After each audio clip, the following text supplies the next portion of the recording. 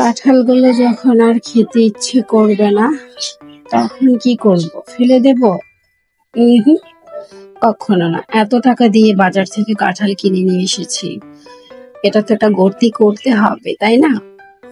তো যেটা মাথায় বুদ্ধি আসলো, আমার আম্মুর কাছে আমি দেখেছি আমার আম্মু সব সময় এইভাবে কাঁঠাল খেতে ইচ্ছে না করলে এইভাবে একেবারে রস কাঁঠালের বের করে নিত, চালনির সাহায্যে চেলে নিত, নিয়ে সেই রসটা আমার আম্মু সুন্দর করে রুটি বানাই দিত অথবা পিঠাও বানাতো। এটা দিয়ে পিঠাও বানানো যায়, রুটিও বানানো যায়। সুন্দর করে সবটুকু রস এভাবে বের করে নিয়ে এটাকে একটু জাল করে নিতে হবে। তো আমি এখন এটাকে বসিয়ে দিয়েছি একটা প্যানের মধ্যে। এটা এখন একটু বুদবুদ করে আসলে গরম হয়ে গেলে আমি এখানে এখন যতটুকু পরিমাণে আমার ময়দা লাগবে, আটা চালের গুঁড়িও দেওয়া যাবে, আটাও দেওয়া যাবে, যার কাছে যেটা আছে সেটা দিয়ে বানালেই হবে। তো এরকম সুন্দর একটা খামির করে নিয়েছি। এটা এখন আমি আরো একটু পরিমাণ আমার আটা লাগতেছে, এইভাবে আমি এটা আস্তে আস্তে নেড়ে চেড়ে দিব আর সুন্দর একটা আটার ডো তৈরি করে নেব। দেখতেই পাচ্ছেন আমি কাজটা কিভাবে করছি। এই রুটিগুলো খেতে অনেক মজার হয়, অনেক মজার। আমার আম্মু সবসময় এইভাবে বানিয়ে দিত আমাদেরকে।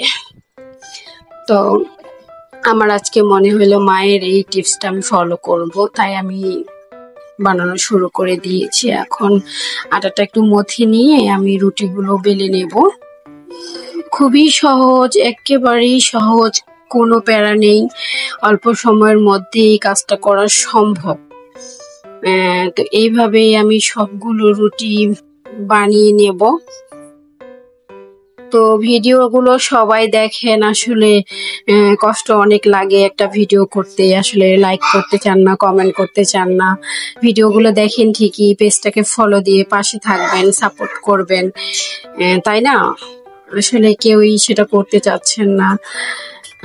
তো সমস্যা নেই, আমিও ধৈর্য ধরে কাজ করেই যাচ্ছি, করব ইনশাল্লাহ। একদিন না একদিন সফলতার মুখ দেখবো, এই আশা নিয়ে আমি বরাবরই চলি। তো যাই হোক, আমার কথা বলার সাথে সাথে আমার সবগুলো রুটি ওইদিকে বেলা হয়ে গেছে।